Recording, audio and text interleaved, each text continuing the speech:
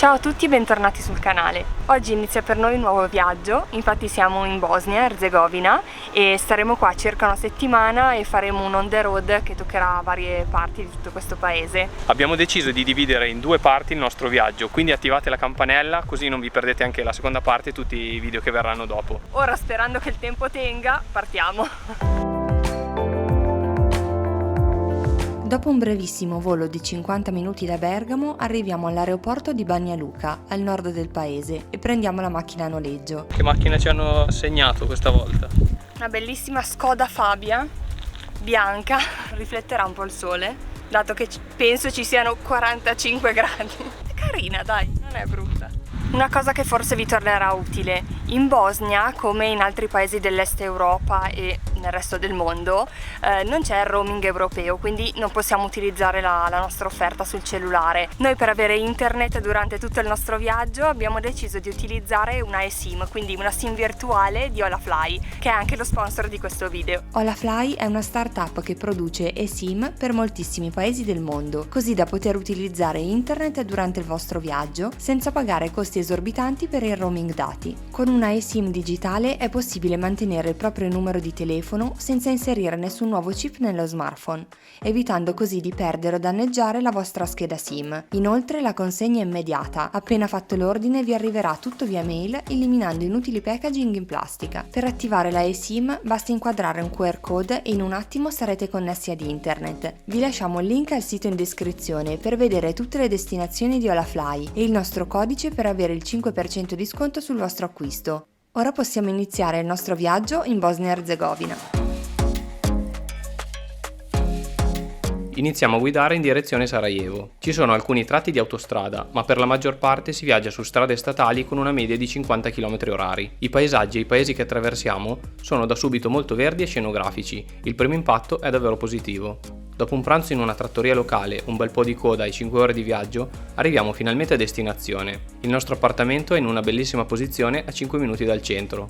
E dopo 4 ore di viaggio da Banja Luka finalmente siamo arrivati a Sarajevo e questo è il nostro appartamento per le prossime 2 notti. Abbiamo anche un'ottima vista dalla finestra, quindi se volete venire a vedere.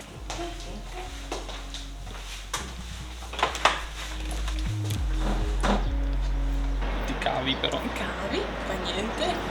E si vedono le cupole della cattedrale, della piazza centrale, ci ha detto. Dobbiamo attraversare il fiume per arrivare in centro.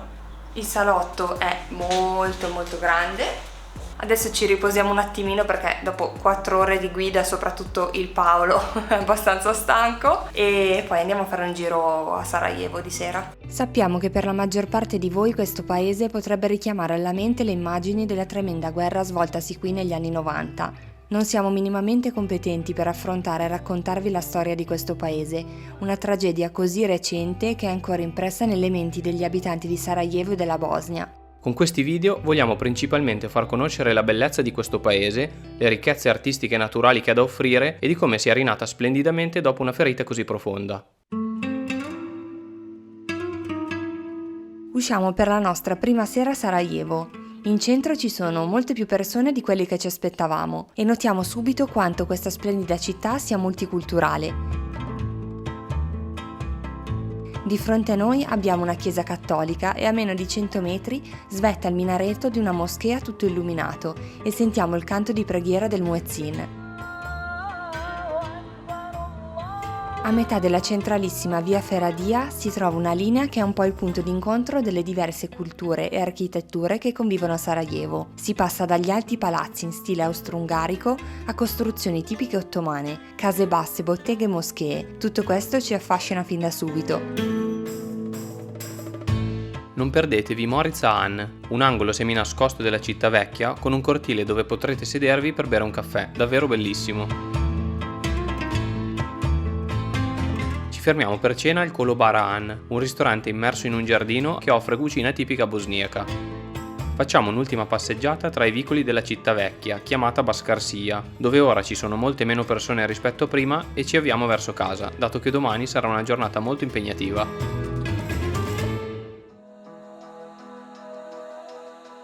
Stamattina abbiamo dormito un po' troppo, è ora che andiamo a fare colazione e iniziamo a esplorare la città. Su consiglio di Dino, il nostro host, andiamo a fare colazione da Manolo, un caffè super moderno e con un giardino interno davvero stupendo.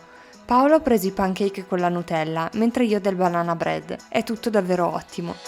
Percorrendo la strada dove si trova Manolo arriviamo alla Fiamma Eterna, memoriale per le vittime della Seconda Guerra Mondiale. Visitiamo poi il mercato coperto e poco distante quello della frutta e verdura. È molto caratteristico ed è possibile anche vedere a terra una delle tante rose di Sarajevo, segno indelebile lasciato sull'asfalto da colpi di mortaio e riempito di resina rossa, per non dimenticare le vittime dell'assedio. Proseguendo su Ferradia, passiamo davanti alla cattedrale del Sacro Cuore che non era possibile visitare all'interno. Non siamo riusciti a capire il motivo e proseguiamo lasciandoci alle spalle la parte più occidentale della città per immergerci tra le botteghe di Saraci, una delle strade più antiche e belle di Sarajevo.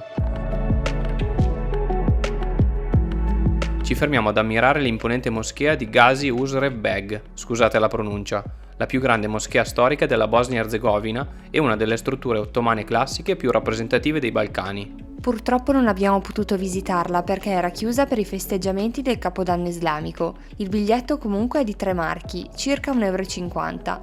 Tra l'altro i prezzi per visitare i luoghi, dormire e mangiare in generale sono davvero convenienti. Di fronte alla moschea potete visitare il Bezistan, il mercato coperto, sede di diversi negozietti piuttosto turistici. Il cuore della Bascarsia è la cosiddetta Piazza dei Piccioni, dove si trova il Sebili, un'enorme fontana da cui sgorga acqua potabile davvero fresca. Siamo in una piazza che viene chiamata la Piazza dei Piccioni, ma non riesco proprio a capire il motivo. Da qui si capisce bene la posizione della città, circondata da stupende colline verdi. Con una passeggiata di 5 minuti arriviamo all'ex biblioteca nazionale ed universitaria che si affaccia proprio sul fiume Miljacka che attraversa la città. Questo edificio giallo e rosso è un po' il simbolo della rinascita di Sarajevo, infatti è stato completamente ricostruito dopo la guerra e ha riaperto al pubblico nel 2014. Nei bombardamenti del 1992 andarono perduti quasi 2 milioni tra libri rari, manoscritti, lettere e pubblicazioni. Ora però è possibile ammirare di nuovo l'incredibile bellezza di questo luogo.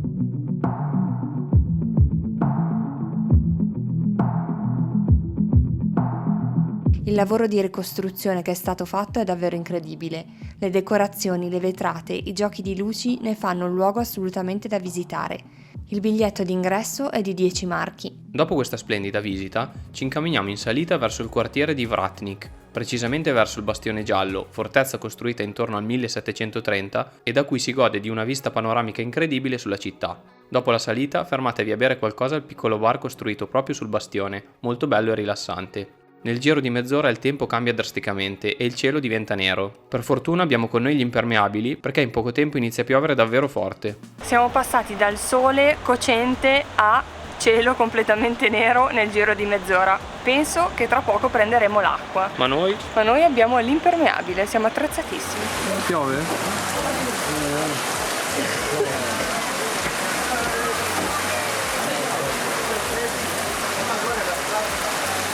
La gente si sta riparando ovunque. Ne approfittiamo per fermarci per pranzo. Scegliamo un piccolo locale tipico in cui proviamo il burek, una sorta di torta salata fatta con la pasta a fillo, che può avere vari ripieni, ma il più classico è con il formaggio, gli spinaci e la carne macinata. Il piatto è assolutamente da provare. Dopo pranzo decidiamo di visitare Casa Svarzò. Non riuscirò mai a dirlo giusto, vi lasciamo il nome esatto qui sotto in descrizione. L'esempio meglio conservato delle dimore di Sarajevo durante il periodo ottomano. Il biglietto d'ingresso è di 3 marchi. Ci è piaciuta molto, gli interni sono davvero ben conservati e camminando per questa antica tenuta si può facilmente immaginare come dovevano essere molte delle case a Sarajevo tra il XVIII e il XIX secolo.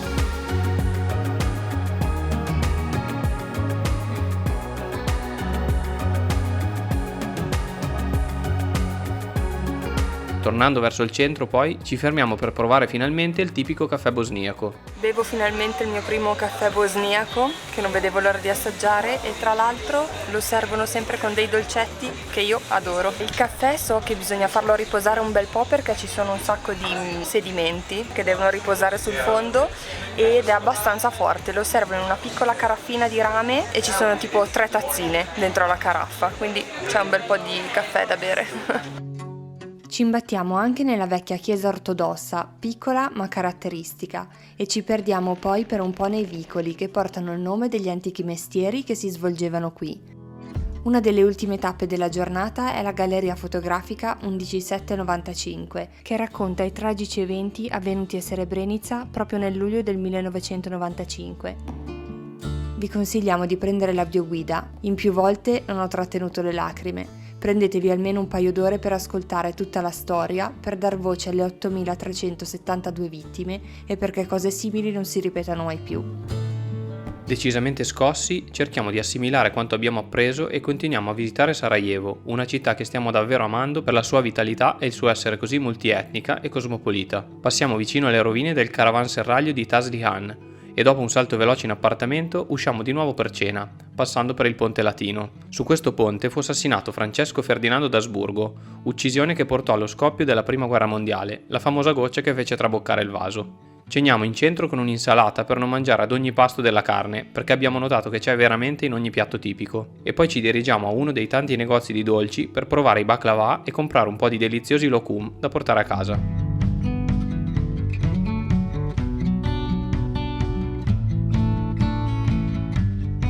Domani si inizia ad esplorare il paese, ma ci dispiace lasciare Sarajevo, siamo sicuri che abbia ancora così tanto da raccontarci. Oggi ci aspettano diverse ore in macchina, in direzione Trebigne. Facciamo una tappa intermedia al Parco Nazionale di Sudjeska, dove ci lascia impressionati l'enorme monumento che ricorda le vittime partigiane della Seconda Guerra Mondiale. Il paesaggio che attraversiamo è stupendo e di un verde brillante. Arriviamo a Trebigne nel pomeriggio e facciamo subito il check-in nel nostro bellissimo chalet di legno. Per questa sera dormiremo in questa bellissima baita, tutta di legno. Tra l'altro in una casa così piccola ma c'è tutto il necessario, c'è la cucina, letto matrimoniale, sì, super divano che sembra comodissimo e appendiabiti, cassettone e lì dentro c'è il bagno. Davvero bello, ottima scelta. Questa casetta per una notte l'abbiamo pagata 35 euro, quindi direi che il prezzo è anche conveniente. La città di Trebigne è davvero un piccolo gioiello. Ci è piaciuta l'atmosfera rilassata e autentica. Da non perdere lo splendido ponte di Arslanagic, che si specchia nelle acque del fiume con le montagne intorno a fare da cornice.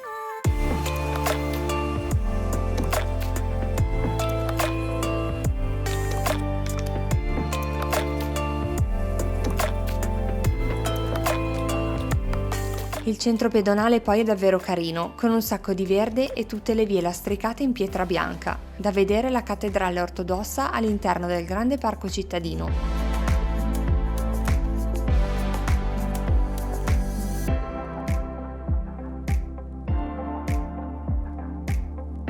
Siamo arrivati alla fine della prima parte del nostro viaggio in Bosnia e speriamo che i luoghi che stiamo vedendo vi stiano piacendo come stanno piacendo noi e che siate curiosi di vedere come proseguirà il nostro viaggio, anche perché abbiamo in programma di vedere dei posti magnifici. Fateci sapere qui sotto nei commenti cos'è che vi ha colpito di più di Sarajevo e se vi ispira per un prossimo viaggio. Come al solito, se volete aiutarci nel nostro progetto qui su YouTube, lasciateci un mi piace e iscrivetevi al canale. Prima di salutarci vi lasciamo una breve anticipazione di quello che vedrete nel video che uscirà venerdì prossimo. A presto! Ciao ciao!